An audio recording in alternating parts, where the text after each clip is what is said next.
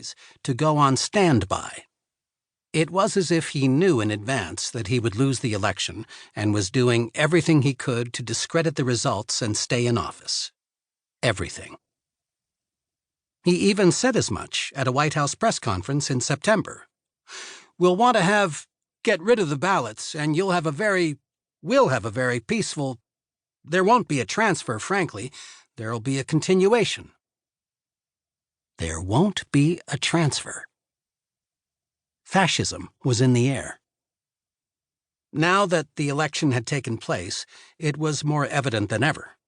All the votes had not yet been counted, and Joe Biden clearly appeared to be winning, but Donald Trump falsely claimed victory. With so much undecided and the nation in limbo, one thing had become horrifyingly clear. This really was America, and it wasn't pretty. One way or another, the nightmare we were living through would likely go on and on. For months, much of the country had been self-isolated, quarantined, and/or curfewed during the COVID pandemic, the days blending together Groundhog Day style, a recurring horror show, as Fintan O'Toole wrote in the Irish Times in April 2020, in which all the neuroses that haunt the American subconscious dance naked on live TV. Time had collapsed.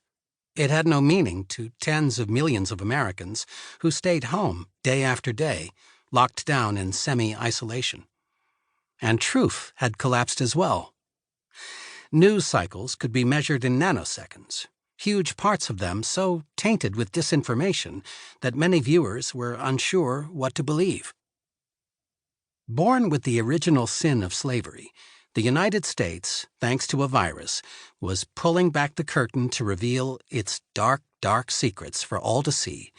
An impossibly decadent shadow world of Kompromat, the Russian term for compromising material, treachery, sex trafficking, racism, and greed. Even after the election, a malevolent narcissist was still at the helm, a man who had deliberately infected the nation with a murderous stupidity that was followed blindly by millions of supporters who lived in a cult-like world of paranoid fantasies and magical thinking, blithely spreading the dual virus of Trumpian hate and lethal disease. All this was promoted and amplified by Fox News, Breitbart News, and other right-wing outlets, weaponized by Russian intelligence via social media, and incorporated into paranoid conspiracies by QAnon and other extremist cults. Under Trump, the entire country had devolved into an authoritarian state in which Trump brazenly used the power of the state to help his electoral chances. Deceit was the new norm. The count of Trump's lies from the Washington Post's fact-checker had passed 20,000. And now it was not just any kind of deceit, but lies that were anti-science and free of reason. Lies that killed hundreds of thousands of Americans.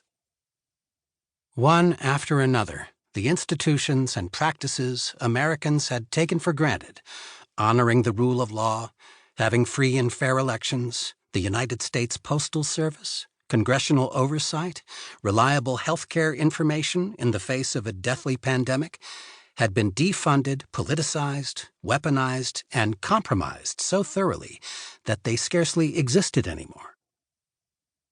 And in the Department of Justice, Attorney General William P. Barr held sway as Trump's chief enabler, granting Trump imperial powers, emasculating Congress, eliminating inspectors general, the guardians of checks and balances right and left, granting clemency to criminals who played key roles in subverting the 2016 election, and through phony investigations of Ukraine and Joe Biden, rewriting history so as to exculpate both Donald Trump and Russian President Vladimir Putin.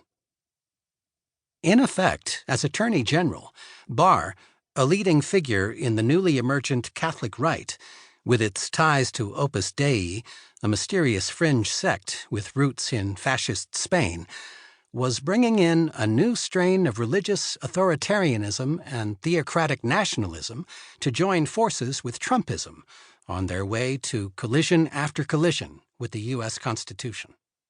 All this in a world